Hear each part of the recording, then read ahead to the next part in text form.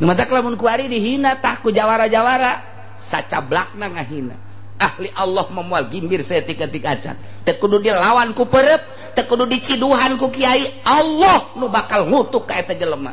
tungguan tinggal sababaraha waktu bae poe bulan tahun beukeun mun teu ringsak hujan ji itulah sama tiba lagi tiok ngalawan wali-wali Allah mah nyanana nu raringsak ngerisak pokoknya mah tilok dilawan antepkeun bae emang kunaon kitu ge teu kuat nya nama loba senjatana dilawan cicing bae ngadoa ulah cuan kiai teu meunang ngadoa lantaran ngadoa batal ka kiaianana kakarak diciduhan kakarak diomong kakarak dihina nya geus ngadoa Gusti perih-perih teuing cak Allah can sakumaha sia masa kitu mah atuh diciduhan ge ti imahna teu datang-datang acan ka pipi sia diomongkeun ge sia teu ngadenge sia mangan bedah ke kabar doang ti batur tapi sia geus kadoa batal jadi wali aing ulah geus bae aya nu ngabejaan ka urang bahwa si anu ngomong-ngomongkeun kitu ka kiai teh anu seri bae urang oh kitu nya geus bae sungut-sungut nyana digerakkeun atuh digerakkeun ku Allah urang nang Allah atuh kumaha nyana bae geus antepkeun lulus cek Allah sia lulus ya lulus mal kebal gak diusir sia ya lulus iya tuh mentah maka Allah bae ulah mun tayang ka jelema kakarak mantap encan dikukumahakeun diciduhan ge di imahna tih aing mah neuleuh kiai eta keul jasa greget jasa gila aing mah jauh imahna nyiduhan ka kiai teu datang-datang acan antep ajunya nana ngomong segala anu antapkeun aya Allah ieu aya Allah mun tayang maka Allah ngan ulah ka ngadoa canna naon encana naon mun ngadoa batal sedengkeun lamun ngadoa mah diijabah atuh wali mah pan cak ieu bae Gusti coba bae teu mah dibere setruk saeutik bae setruk ulah antepkeun bae mah lamun ngadoana Gusti eta jelema nu ngahina ka abdi ai abdina mah dihina teu masalah tapi agama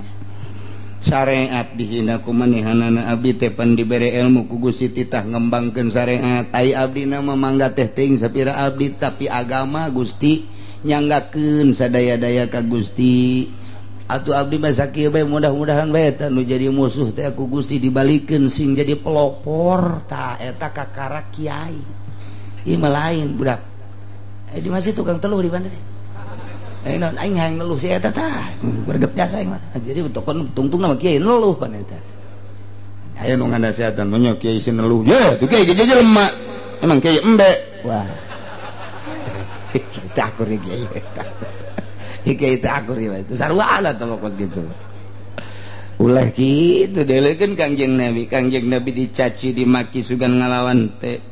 diciduhan sugan ngalawan atuh henteu keur sujud ditendenan kokotor onta sugan Kangjeng Nabi atuh henteu cek Kangjeng Nabi ge sapira awak atuh engke ge jadi kubur ieu asal awak ngahina ka agama bae ge lamun ngahina ka agama kakarak ieu mah instruksi ti Gusti Allah satungtung can ka agama mah mangga teh teuing awak mah sapira Allahumma sholli ala sayyidina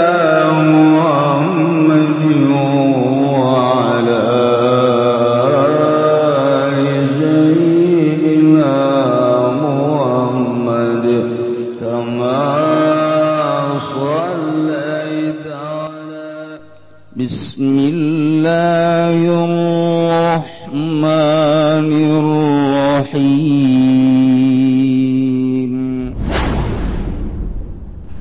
Walau nazzalna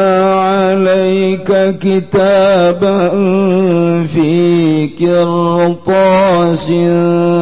falamasuhu bi aydihim laqala alladhina kafaru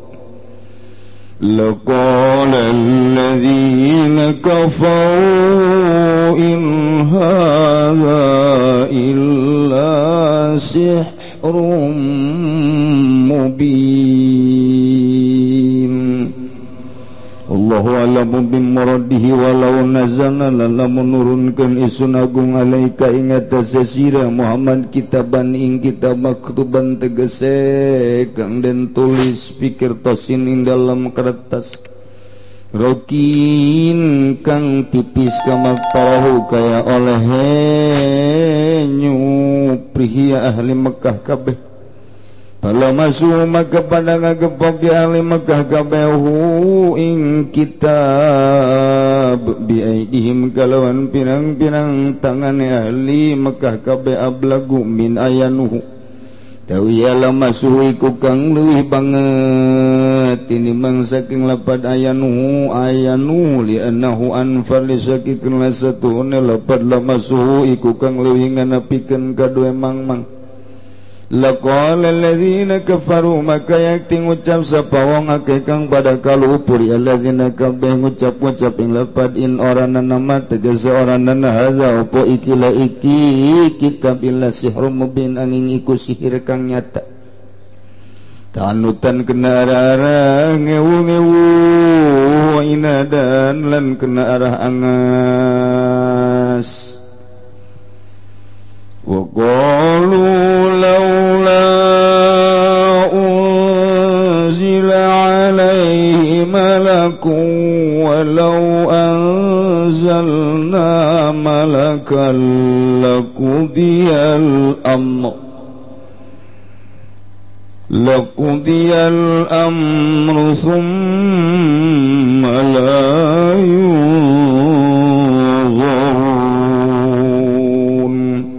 Allahu a'lamu bimuradi wa qalulan ngucap ya ahli Mekah kabeh laula lamun oranana ay hala tegese ana tah ora unzila dan turun ke alaihi ngatasa Muhammad ala Muhammadin tegese ngatasa Muhammad sallallahu alaihi wasallam malakun apa malaikat bisi yusadiku kang ngabenerkeun ya malaku ing Muhammad walau anzalna lan lamun nurunkeun isun agung malakan ing malaikat kama qatarahu kaya oleh nyupi ahli Mekah kabeh falam yu'minu maka orang ngarimankeun ya ahli Mekah kabeh laqudiyal amru maka yakti den hukum ya apa perkara bilakihim kalawan dan rusak ahli Mekah Malayun kari-kari orang dan ta'akan ya ahli Mekah kabayu maluna tegasa dan seriantakan ya ahli Mekah kabili taubatin kada taubat atau maghfiratin atau dan ampura ka'adatillahi kaya adat Allah fiman qablahum dalam mongkang tetap dalam sadurungi ahli Mekah min ihlakihim saking dan rusak ya man kabeh inda wujudi moko tarihim dalam nalikane anane panyuprihe yaman kabeh idalam yuminu tatkala orang imankeun yaman qablahum kabeh walau ja'alnahu malakan laja'alnahu rajulan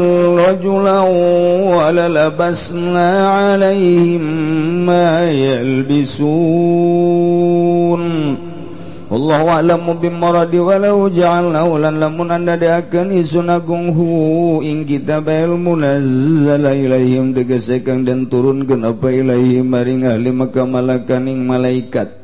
laja'alnahu maka yakti anda deakeun isun agung hu ing malak ail malak tegese malaikat rajulan ing lanang ala suratihi tegese ing atas rupane rajul liatamaganu min nuriyati darapun yen takongang ya limaka kabeh saking ningali ing malak illa quwata lil bashar la ruyatil malak karena ora kuat iku maujud kade manusia ing atas ningali malaikat walau anzalnahu lan munurunkan isun agung ing malak wa ja'alna lan andadakeun isun agung ing malak rajulan ing lanang lalabas tamaka ti nyarupakeun isun agung sabana tegese nyarupakeun isun agung alaihim ing atas nyalirukeun isun agung ing atas ahli Mekah mayal bisuna ing barang kang saliru ahli Mekah kabalaan pusih ing atas pirang-pirang awak ahli Mekah biaya qulu kalawan yang tangucap ya ahli Mekah kabeh mahadza ing lapan mahadza illa basyarum mithlukum maranana apa ikilah iki malak angin ku manusia kang umpamane sira kabeh walaqad istuhzi'a birusulin min qablika fahaqa billadzina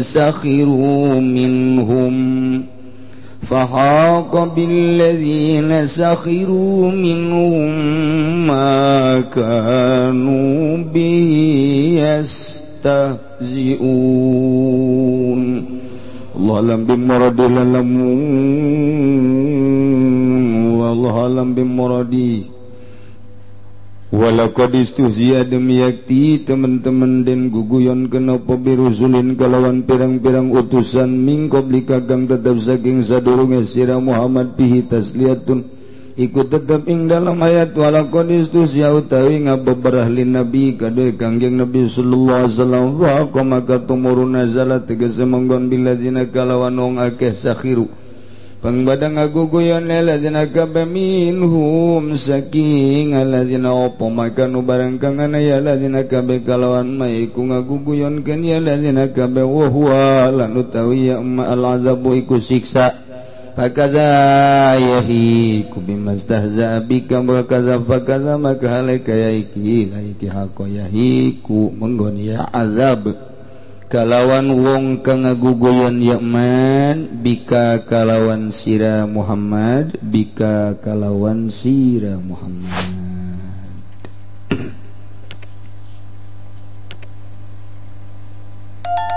Kanjeng Nabi begitu diutus menjadi Rasul Allah umur 40 tahun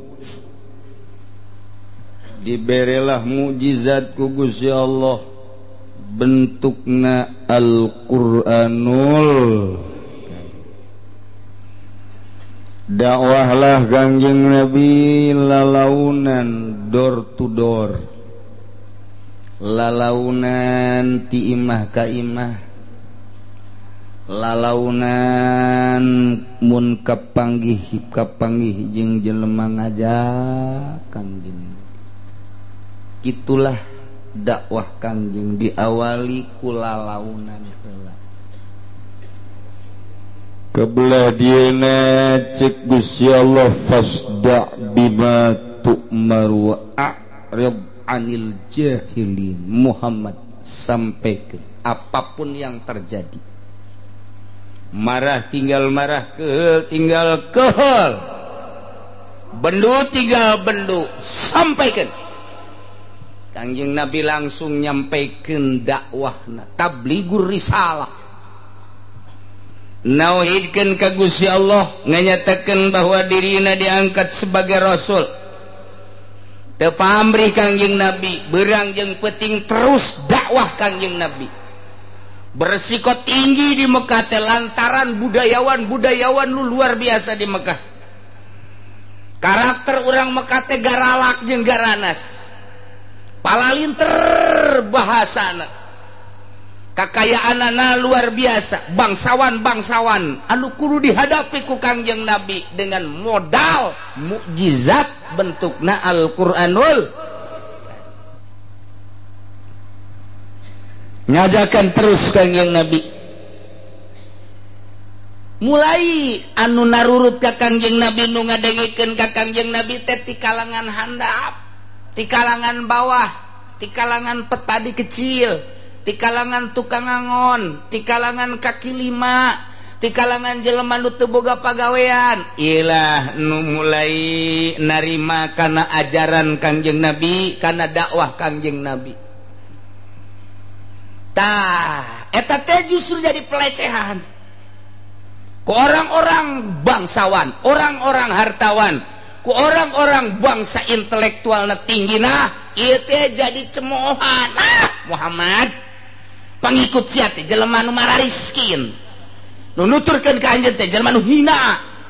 lamun nyages ya utusan Allah pasti jelema langsung anu harerebat sarugi bangsa nu jelema berpikir tinggi nu nuturkeun ka anjeun ternyata nu milu teh jelema kalangan bawah ulah loba omong sia mad mulai kos gitu kanjeng Nabi teh ya Allah iya terus bae udah nges kanjeng Nabi dakwah deui Saudara-saudara sekalian, jangan salah, supermi.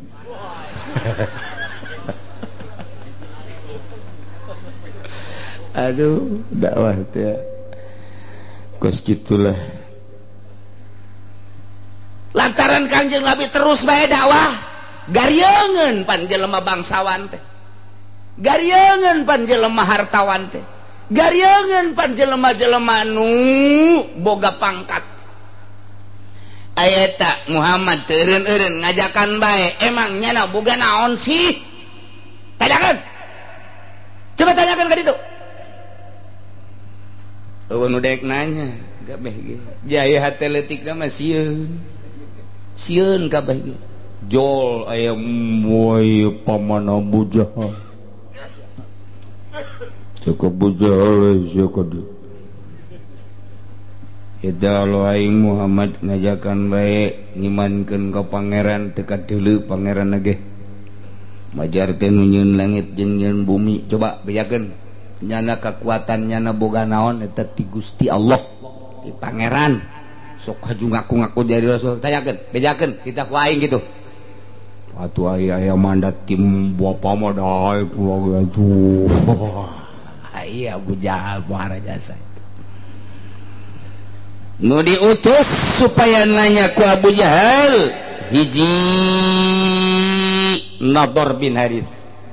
dua Abdullah bin Abi Umayyah, tilu Naufal bin Khuwailid. Coba nanya ka ditu si Abu Jahal, aing di dieu nungguan moal ka mamana aing bari ngopi. Tanya ka ditu, "Man, aya naon cek anjeun?" "Emang anjeun ngaran Abu Jahal, eta ngutus kami." Maksudna cenah sia ulah sok sacablakna sungut aing ngajak teh ya. Dia tuh sungut kul masa kikieun mah bae cekeun. Lain kitu. Ieu ngajakan bertauhid ka Allah, ngajakan iman ka Allah, ngajakan iman ka anjeun bahwa anjeun teh utusan Allah, boga kakuatan naon sih? Bejakeun ka emang kula boga Al-Qur'an gitu. Nu Al-Qur'an eta ciptaan Allah. Al-Qur'an eta adalah kalamullah. Anu nganyatakeun di jero Al-Qur'an adalah Allah teh khalaqas samawati wal ard. Nu kamari geus dijelaskeun di mimitina bahwa Gusti Allah teh anu ngadamel langit, ngadamel bumi, katut esina. Bejakeun ka mangga ditu. Bejakeun bahwa Allah teh allazi khalaqas samawati wal ard wa ja'ala zulumati wan nur thumma alladhina kafaru bi rabbihim ya'dilun huwa alladhi khalaqakum min tinin thumma qada ajala wa ajalun musamman 'indahu thumma antum tamtarun wa huwa Allahu fis samawati wa fil ardi ya'lamu sirrakum wa jahrakum wa ya'lamu ma taksibun. Bejakeun eta sia bahasa kitu menang di mana sih? Aing kakarek ngadaeng cerita bahasa kos kitu tah. Jadi penggede urang asana teh bahasa kos kitu teh. Ti budayawan urang mah teh sareng sih mah nang ti Allah. Lah susuk bibisaan ciptaan sia meureun man. Pan aing maca Kangjeng Nabi kula mah maca tilok, nulis tilok, bisa kos kitu langsung ti Allah nu turun malaikat Jibril eta teh ti Allah bejakeun ka ditu. Itu Al-Qur'an ieu mukjizat ti Gusti Allah ulah sambarangan. Guys, desa kitu doang aing nanya kalian. Kayak laporan heula ka Mbah aing. Laporan, kumaha cek Abu Jahal? Nadhr. Waduh. Ulah waduh sia. Soju maluh kitu. Bahasana ngeunaheun. Indah jasa. Eueuh, tiba heula ge ja anu kos kitu teh eueuh. Kadengena asana ngeunaheun kana ceto sia mah kakarak diutus sakitu bae hajum luka ditu sia dipecat sia ku aing kakarak ku aing diutus sakitu. Coba cak Abu Jahal, coba aing ngadengkeun kos kumaha coba ye nu kadenge ku kula mah kieu. Alhamdulillahilladzi khalaqas samawati wal ard wa ja'ala zulumati wan nur ثم الذين كفروا بربهم يعدلون والذي خلقكم من طين ثم قضى أجلا وأجل مسمى عنده ثم أنتم تمترون وهو الله في السماوات وفي الأرض يعلم سركم وجهركم ويعلم ما تكسبون. Abu Jahal nundutan cak lador hi bapak moyang urang nundutan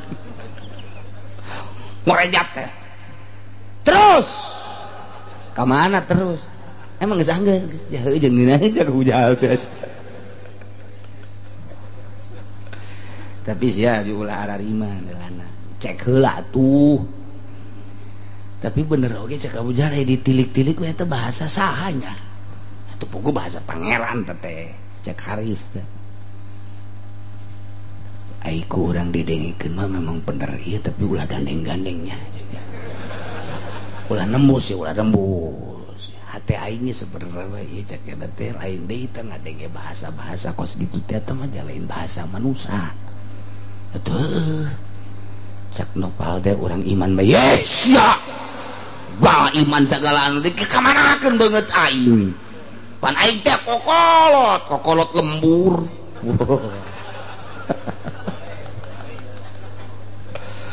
Nya kudu milu ke budak kamari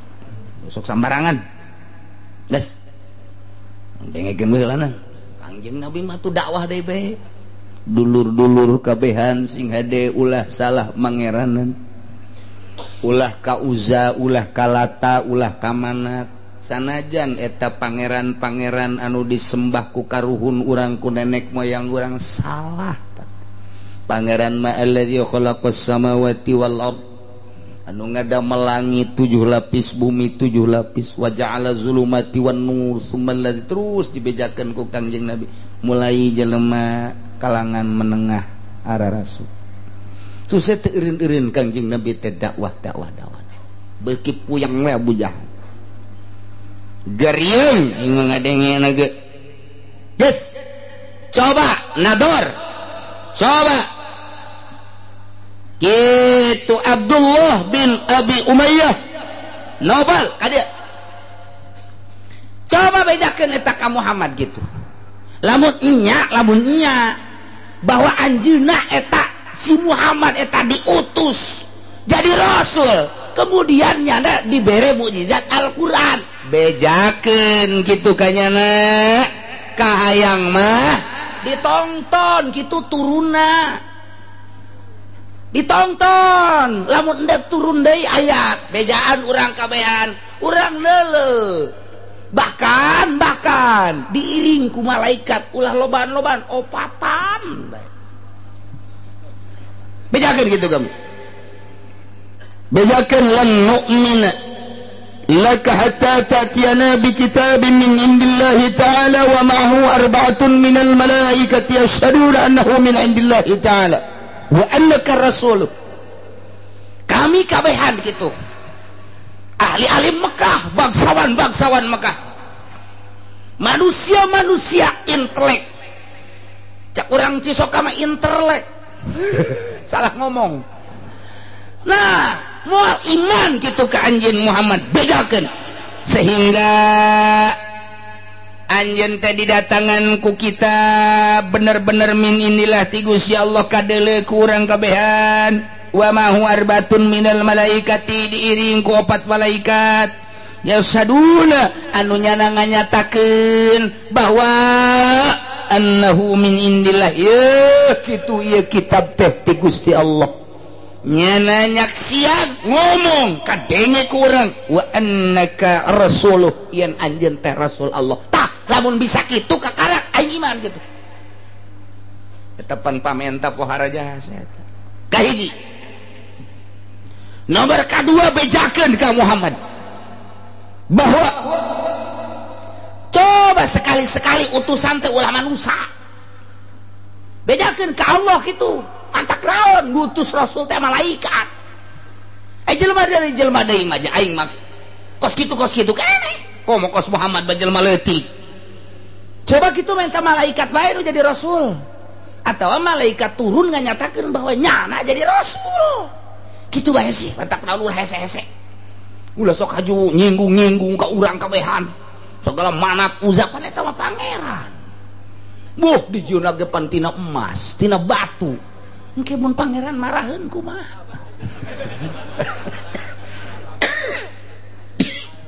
Ya kan Muhammad wala sok sambarangan ngomong.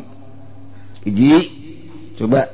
kitab turunkeun iringkeun ku malaikat bejakeun bahwa ieu Quran teh abdi Allah jeung anjeunna bahwa anjeunna Rasul Allah. Kahiji mereka duana bejakeun gitu. Anu bagus mah mantak naon gitu turun be malaikat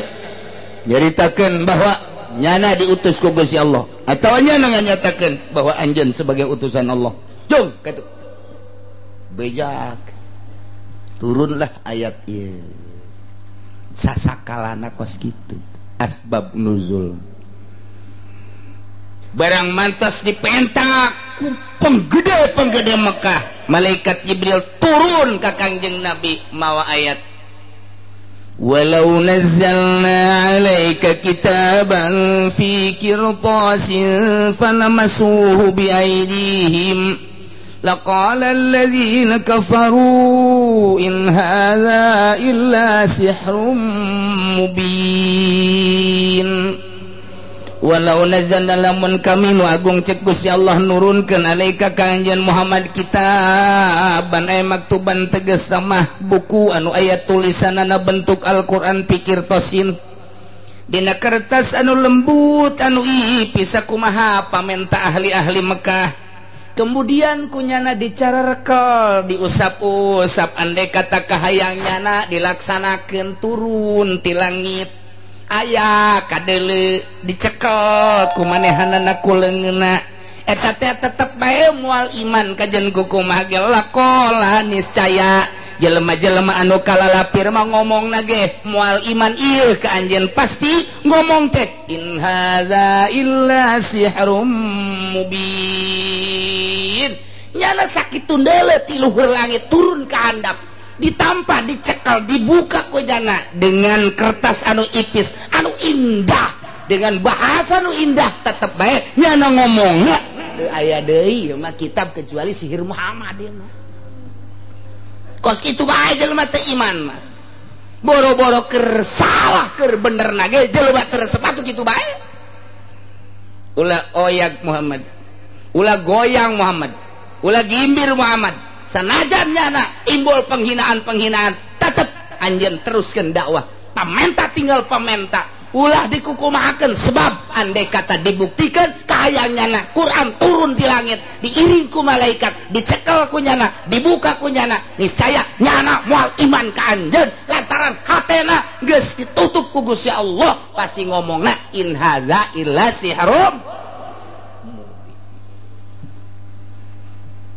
Kahiji nomor kaduana pamenta Abu Jahal jeung berikut para penggede-penggede Mekah teh hayang diturunkeun malaikat. Coba atuh sekali-sekali utusan teh malaikat atawa diutus malaikat jangan nyatakeun bahwa Muhammad teh sebagai rasul Allah. Coba turun deui malaikat Jibril mawa ayat. Wa qalu laula unzila alaihi malak walau anzalna malakan laqudiyal amru thumma la yunzarun. Allah alam bimuradi wa qalu cik ahli Mekah laula hala laula di dia teh ngaranna laula tahdid lantaran laula teh cek ahli nahum aya dua ya laula imtinaiyah laula aya laula tahdidiyah lamun laula asubna ka jumlah ismiyah eta laula teh laula imtinaiyah lamun laula asubna ka jumlah piliyah asubna ka jumlah piliyah mah disebutna laula tahdidiyah istindak alfiyah dijelaskeun wa bihimat tahdidum mizwahala ala ala wa aulian hal fi'la nu mantak di dieu ge asupna kana fiil berarti tahdid ieu teh maksudna mah ngagegereh men ta ahli Mekah teh hayang teuing atuh diturunkeun ka Muhammad teh malaikat yusadiquhu nu ngabenerkeun malaikat ka Muhammad coba bejakeun ka Muhammad malaikat teh turun atuh aju ngomong ka urang saya malaikat diutus oleh Allah untuk menyatakan bahwa manusia yang bernama Muhammad itu adalah utusan Allah aju leng kaluhur deui urang ge iman ai kos kitu mah atuh padi teu puguh teu kaharu sapira anak si Abdullah sapira anak si Aminah budak kamari yatim ngaku rasul aju eueuh nu ngabejaan malaikat bahwa nyana rasul deuk kumaha percayaan urang atuh penghinaan anu luar biasa kakang nu mata lamun kuari dihina tah ku jawara-jawara sacablakna ngahina ahli Allah memual gimbir saeutik-eutik acan teu kudu dilawan ku peureut teu kudu diciduhan ku kiai Allah nu bakal ngutuk ka eta jelema tungguan tinggal sababaraha waktu bae poe bulan tahun bawakeun mun teu ringsak hujan jieu tulah sama tiba lagi tiok ngalawan wali-wali Allah mah nyanana nu ringsak ngeringsek pokona mah tilok dilawan antepkeun bae emang kunaon kitu ge teu kuat nya nama loba senjatana dilawan cicing bae ngadoa ulah cuan kiai teu meunang ngadoa lantaran ngadoa batal kakiaianana kakarak diciduhan kakarak diomong kakarak dihina nyana geus kadoa Gusti perih-perih teuing cak Allah can sakumaha sia masa kitu mah atuh diciduhan ge ti imahna teu datang-datang acan ka pipi sia diomongkeun ge sia teu ngadenge sia mangan bedah kabar doang ti batur tapi sia geus kadoa batal jadi wali aing ulah geus bae aya nu ngabejaan ka urang bahwa si anu ngomong-ngomongkeun kitu ka kiai teh anu seri bae urang oh kitu nya geus bae sungut-sungut nyana digerakkeun atuh digerakkeun ku Allah urang nang Allah atuh kumaha nyana bae geus antepkeun lulus cek Allah sia lulus ya lulus mal kebal ge diusir sia ya lulus ji atuh mentah maka Allah ka Allah bae ulah mun tayang ka jelema kakarak mantap encan dikukumahakeun diciduhan ge di imana cih aing mah neuleuh kiai eta keul jasa greget jasa gila aing mah jauh imahna nyiduhan ka kiai teu datang-datang acan antepkeun ajunya nana ngomong segala anu antepkeun aya Allah ieu aya Allah mun tayang maka Allah ngan ulah ka ngadoa canna naon encan naon mun ngadoa batal sedangkan lamun ngadoa mah diijabah atuh wali mah pan cak ieu bae Gusti coba bae teu mah dibere struk saeutik bae struk ulah antepkeun bae mah lamun ngadoana Gusti eta jelema nu ngahina ka abdi ai abdina mah dihina teu masalah tapi agama syariat dihina ku manehanana abdi teh pan dibere ilmu ku Gusti titah ngembangkeun syariat ai abdina mah mangga teh teuing sapira abdi tapi agama Gusti nyanggakeun sadaya-daya ka Gusti atuh abdi mah sakieu bae mudah-mudahan bae eta nu jadi musuh teh ku Gusti dibalikeun sing jadi pelopor tah eta kakarak kiai ieu mah lain budak di masih tukang teluh di mana sih non aing hayang neluh si eta tah jadi tokon tungtung nama kiai neluh pan eta aya nu nganaseatan mah kiai si neluh ya tuh kiai ge jelema emang kiai embe wah kita akur kiai itu akur itu sarua ala tuh kos gitu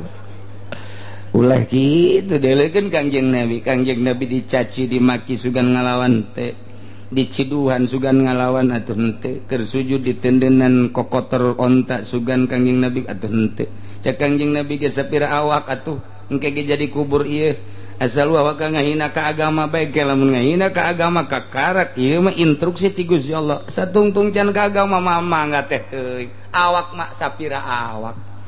tuh urang teu katurutan teh Kangjeng Nabi masyaallah iya laula unzila alaih ay halla kahayang mah budak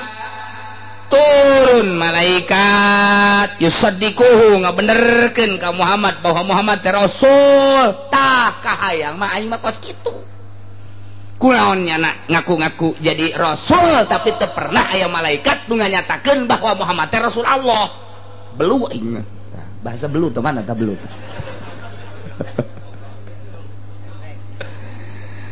Teman-teman Gusti Allah ye Muhammad walau anzalna malakan lamun teu mah kaula nurunkeun malaikat ka maktarahu sakumaha ka hayang maranehanana nganyatakeun malaikat teh bahwa anjeun teh rasul kaula tetep bae datang tinggal datang malaikat di mana bae malam yu'minu nya namual iman ja emang keheul jeung geuleuh ka anjeun teh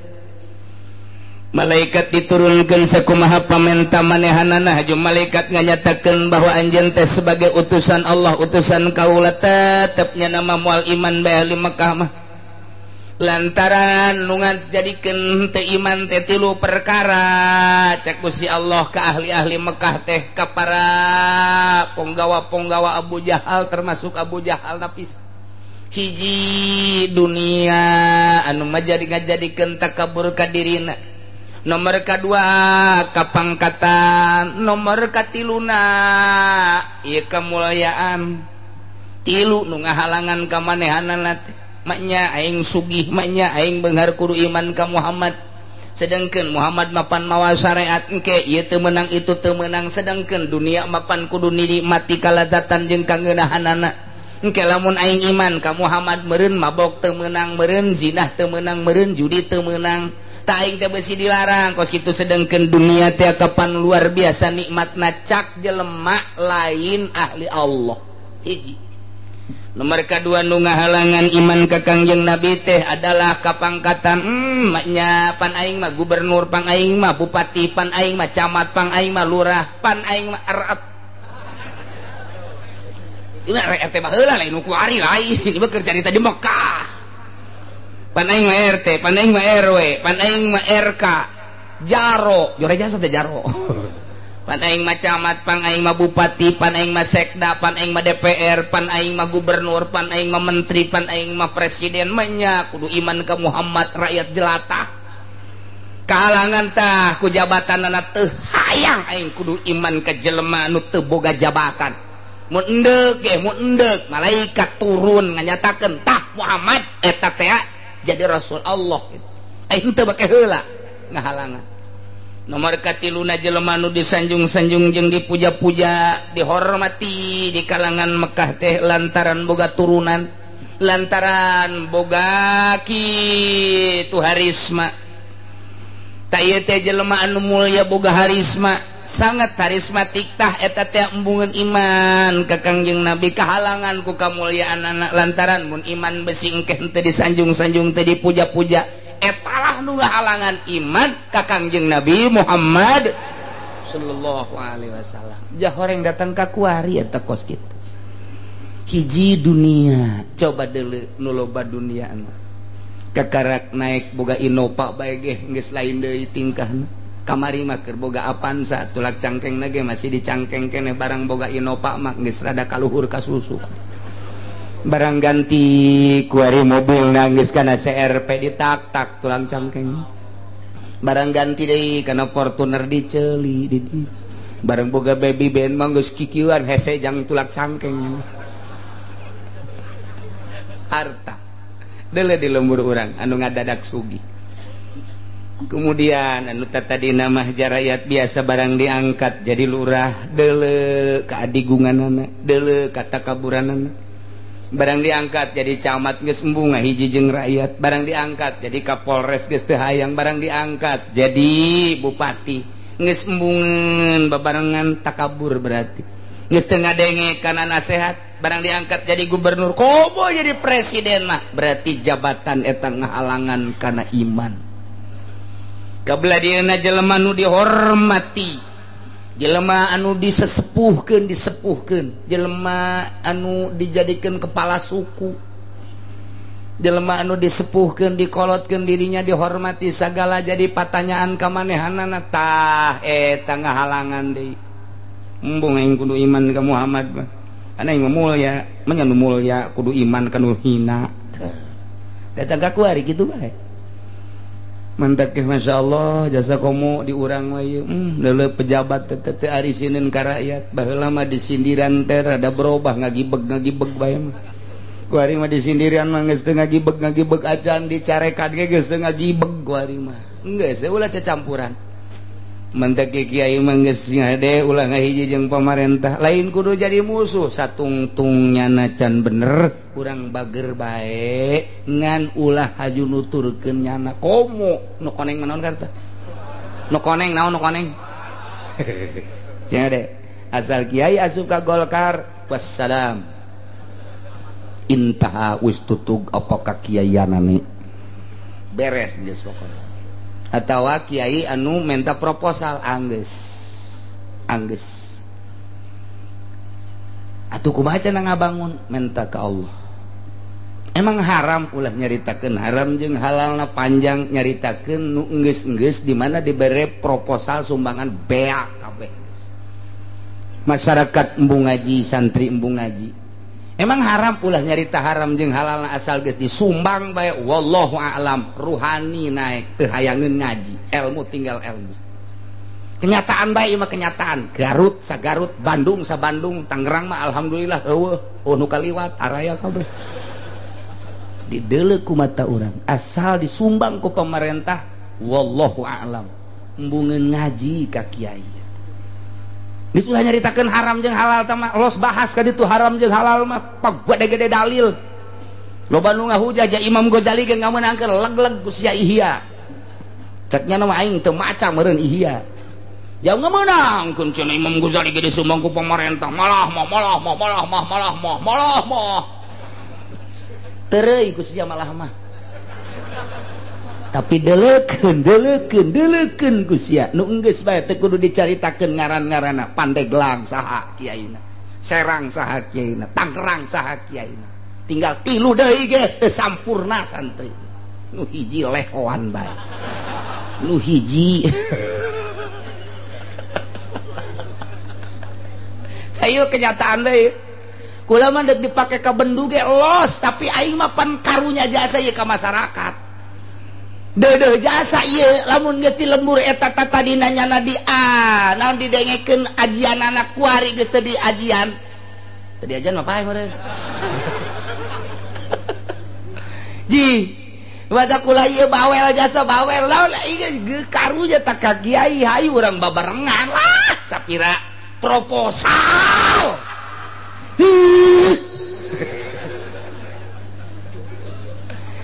kiai pancen dibuka ku pamarentah cokot duitna jadikeun ka jalan ulah di pondok pesantren kajalankeun bae tah kajalankeun beuli split aduk-aduk geus ya mah sakalian bawel ieu lantaran ieu jadi kenyataan 100% masyaallah anu kula nyaho bae Tasikmalaya Ciamis Garut Bandung asal geus kakenaan ku koneng anggeus intaha wis tutug apa pondok pesantrene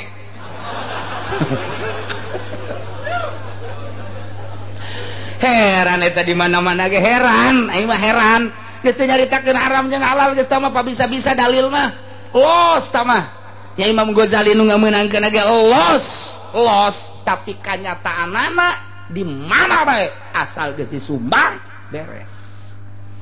mantak ulah hayu urang babarengan hayu ini ngaji ke mana sih aduh kajeun aing mah dipake ka bendu ge ku camat kula kajeun asal ieu urang agama hayu babarengan aing mah kajeun geus gregetan bupati ka aing kajeun heulana aing mah asal aing ulah digeregetan ku Allah kajeun ieu mah digeregetan ge cenah camat lo sombong jasa tah make oce aing disombongan ku camat mah bila perlu camat mah ditikrekeun ku artinya disombongan deui sodaqoh aing mah boga hujah jelema sombongan deui sodaqoh ngaranna ayo guys ieu mah mana hancur je masyaallah lain lalagaan nih mah komo ka dieuna beusi anu ngomong tama kemari zaman orde baru atuh komo kuari 2 kali orde baru leuwih jahat kuari maksudna ieu sanajan urang pondokna goreng pondokna joreng pondokna dek rubuh mun aya pondok dek rubuh-rubuh keun abak lah ulah dibangun ku duit pamarentah ulah nyaritakeun halal haram ulah nyata na bae insyaallah ilmu gedeku gedena lobaku lobana itu bisa disalurkan mah kumaha tuh. Ya cek Gusti Allah walau anzalna lamun kaula nu agung nurunkeun malakan malaikat di luhur langit sakumaha kahayang para ahli-ahli Mekah nganyatakeun bahwa anjeun teh Muhammad sebagai utusan kaula tapi tetep bae anjeunna palam yu'minu teu ariman laqudiyal amru niscaya beres urusan teh. Maksudna beres bihilakim rusak sanggeus teh rusak summa la yunzarun moal aya waktu teu dibere waktu teu diengkekeun deui jang tobat jang minta hampura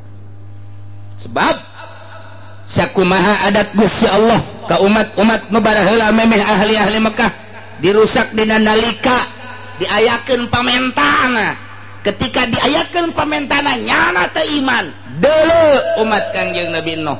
deuleu umat Kangjeng Nabi Hud, deuleu umat Kangjeng Nabi Lut, deuleu umat Kangjeng Nabi nu lain-lainna. Ketika nyana menta ka rasulna, menta ka nabina, dibere ku Gusti Allah sakumaha pamentana, tetep teu iman, dia teu diengkekeun deui ku Gusti Allah, sikat habis. Siksa. Tidak menutup kemungkinan deui ka anjeunna kamaranehanana ahli Mekah ketika naon pamentanya nah hayang diturunkeun malaikat kemudian kaula nurunkeun tapi tetap jaga teu ariman jag keheul ieu ka anjeun eta pan berarti ngundang siksa ke ku aing disiksa cak Gusti Allah entak moal diturunkeun.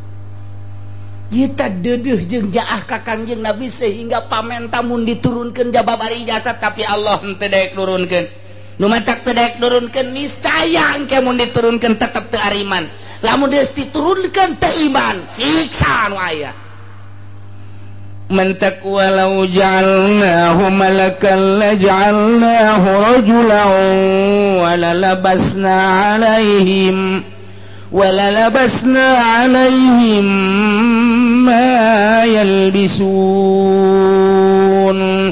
Wallahu alam bimuradihi Muhammad walau ja'alnahu mun kaula nurunkeun ka malaikat la ja'alnahu niscaya meureun ku kaula dijadikeun malaikat teh bentukna jeung rupana seperti lalaki lantaran lamun langsung malaikat diturunkeun ka dunia pan moal kuateun manusia maneuleuh malaikat contona Kangjeng Nabi ge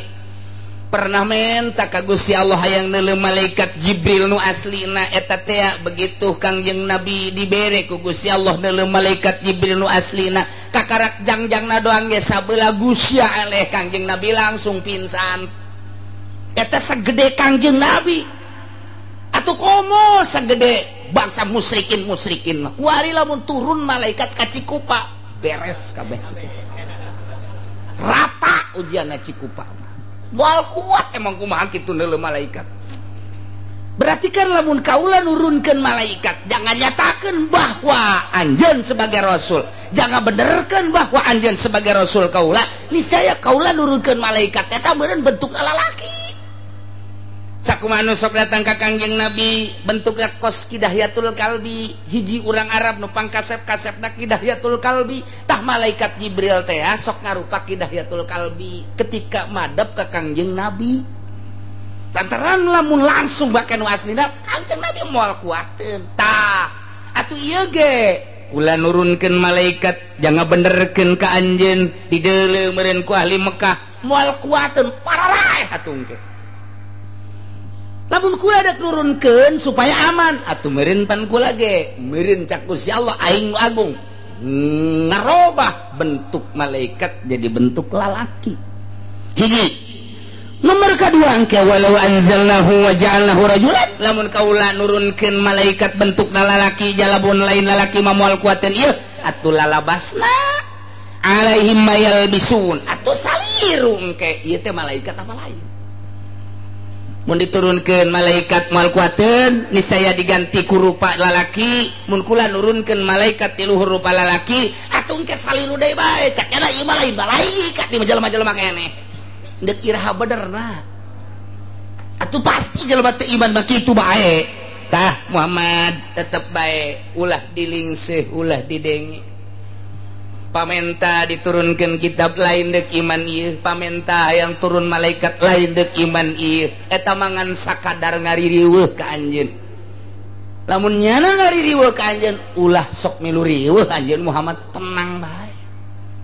mentek dibere pangbeberah ku Gusti Allah ye wala qadistu ya bi rusulin min qablika demi yakin nyata geus diguguyonkeun birusulin berbagai rasul-rasul min qablika memeh anjeun samemeh anjeun teh rasul tiap dakwah teh disengserikeun ku kaumna Kanjeng Nabi Nuh disengserikeun disengserikeun ratusan tahun Kanjeng Nabi Hud disengserikeun ratusan tahun Kanjeng Nabi Yusuf disengserikeun sababaraha tahun Kanjeng Nabi Sulaiman kitu keneh Kanjeng Nabi Musa Kanjeng Nabi Isa termasuk anjeun disengserikeun dihina dicemooh lain anjeun bae nu baraha heula ge kararitu bae tenang bae lain hiji lain anjeun bae nu mantak paha qabil ladzina sakhiru maka turun menggon ka jelema anu ngahinakeun ka jelema-jelema anu kitu ngalelewe ka jelema anu kitu ngajejeleh ka anjeun maka nu bihi yastahziun siksa anu pernah datang ka jelema anu ngahina siksa nu pernah datang ka jelema anu ngawoleh ngajejeleh jelema baheula menta ka rasulna sanggeusna diturunkeun ku Gusti Allah sakumaha pamentana tetep teu iman nyana tetep ngajejeleh nyana tetep ngahina ku aing diturunkeun siksa ka jelema nu ngahina tidak menutup kemungkinan cek Gusti Allah pakadza yahiku biman istahza bika aing ge bakal nurunkeun siksa ka jelema anu ngajejeleh ka anjeun Muhammad. Deukeun ke ternyata bukti ketika perang Badar dicacag Abu Jahal jeung berbagai perang dicacag jelema anu ngahina ka Kangjeng Nabi paehna inting-intingan tah kitulah jelema nu ngahina ka Rasul kitulah jelema nu ngahina ka Nabi kabelah dieuna jelema nu ngahina ka para wali Allah kabelah dieuna jelema nu ngahina ka para solihin-solihin engke ge ku Allah dibuktikeun janya nama lain dek iman ke Allah ye lain dek iman ke Kangjeng Nabi ye lain dek nurut ke para wali ye lain dek nurut ke para ulama solihin ye nya nama emang dek ngaririweuh doang dek ngaribedan doang nya nama dek ngaribedan doang kiai kakaler nyana ka kidul kiai kakatuhu nyana ka kenca kiai kudu heueuh nyana ulah atuh terus bae sepanjang masa kitu bae ulah kaget satungtung aya keneh jelema leuwih ti hiji pasti kaberesan moal aya tetep penghinaan pelecehan terus bae ngan urangna ulah kaget ke timbul ti ustad nu ngahina timbul ti kiai nu ngahina timbul ti jawara nu ngahina eta teh hakikatna mah deuk ditaikeun pangkat si kiai coba ja itu ge moal ngahina lamun lain gerak Allah mah dek dicilakakeun bae situ nu ngahina teh ngan urangna sing teteg bae mentek ge ka santri mah model cek ulama santri mah model ka modelanna naon mimiti dihina ke masantren teh dihina di ortodok hei net jadi ke mana mondok aing zaman internet mondok pikir ku otak sia atuh lamun endek ge sakola mun endek ge kuliah mun endek ge ka luar negeri ka ditu ulah mondok di balai rombeng kos kitu ribet daing meneuleuna segala make samping kopeah beureum tas diselek ku sia eta teh ngaleungitkeun pemandangan keindahan Indonesia nah hina teh lamun nyana dihina kitu haju eureun masantrena kandas tengahna tapi lamun deuk dibere pituduh ku Gusti Allah atuh aing ngaribedan pemandangan mah sia ulah neuleuh aing deuleuh tuh nu hararebat aing ulah di deuleuh atuh anggap aing kadal ku sia geus tegar tah berarti tah si Juned tegar si Juned mondok bae tapi hatang ka pondokna mah pagon hak-hakan iraha deui sia ku aing dibales sia ku aing teu balik nyana ka ieu mah ju berangkat deh ned mondok keneh kitu datang ka zaman iraha sia eureun mondok woi teu mah zaman Ki Benen teu mah kuari mah zaman saha mah nya mondok keneh bae dihina tetep bae mondok 5 tahun 10 tahun geus bisa ku hari mah aya muludan nya nanti tah jadi MC waduh mulai geus tah kadengekeun je si Juna teh tah jam saan ngomongna nya kabeneran kori nu kunyana disebut teu datang karena kori tidak datang maka saya akan menggantikan kori tersebut MC ongkoh, kori ongkoh. Wah, sakadaeknya nentu. Bismillah nage bisna di Jakarta, himna di Singapura. Halus para jasa. Beres, cak masyarakat Jabisan ya eta si Junid. Tibalah kini saatnya mubalik yang kita tunggu-tunggu untuk menyampaikan mau'izah hasanah Kiai Syamsuddin. Ternyata teu datang. Kiai Syamsuddin tidak datang. Cak masyarakat, siapa Ned? Siapa Ned? Waduh, mainnya MC kula kori kuari mubalik. Geus eueuh atuh. Ayo geus nya akan jadi mubalik. Masya Allah, luar biasa. Tah eta teh diborong kunyana zaman supermarket kuari batu. Kadek nu ngahina teh jeung si Judet eta sasadanya. Sakumaha kotok jalak budak. Kabari mah dihina bareng tek bae kadenge mulai. Penghinaanna lain deui. Tad, ka mana Tad? Sial nya cek si Judet. Dek pondok sia Tad, geus Tad. Dah bari di ustad-ustad, tapi ngahina keneh tetep. Pondok nih guys 15 tahun herang pan kadeuleu mancit kopeahna pokona kepala KUA meleh megunya guys legegna guys aya sorban guys nancep di dieu Masya Allah mulai guys parawan-parawan daftar kamari mah dihina kuari mah nu ngalamar sakumaha ngabesan.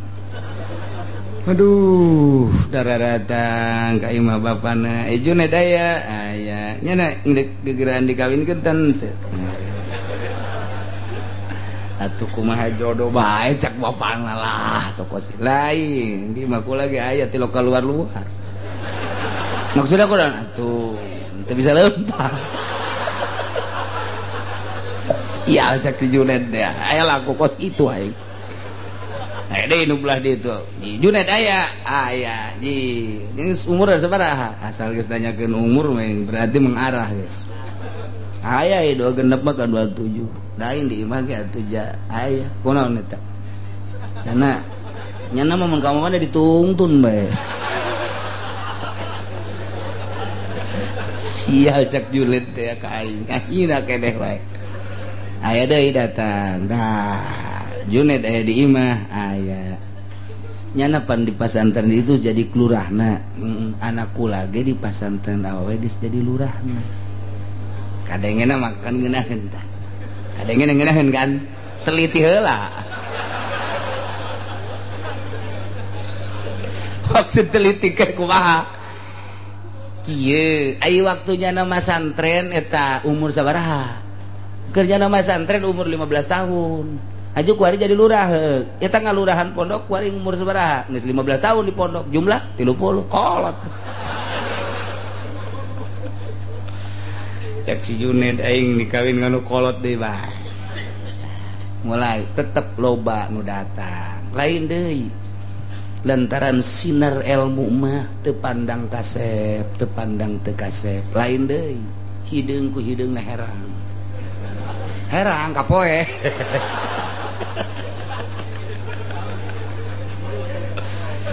tuh ngan tetap si Junaid ge lantaran boga ilmu teu babari milih calon pamajikan anak teh nu bawa nu bis ditanya nya da can kawin bae emang eueuh tanah lain eueuh maksudna aing mah neangan nu bisaeun dibawa sugih oh so amat ye atuh keur susah mah aing ge keur basi sugih ge itu diajak susah mah engke atuh baradisa aja aing ge susah ieu mah basi aing sugih supaya bisa teu kaharti aing ngomongan sia atuh pan aing mah santri oh atuh lain deui mulai ku hari kawin teng magahan ku hari amil magahan jurumia lain deh dek nyeun pondok lah tihang hawi dek aya nu nyumbang lurah jangan kecuali besar atuh podoli tah pokok gitu aduh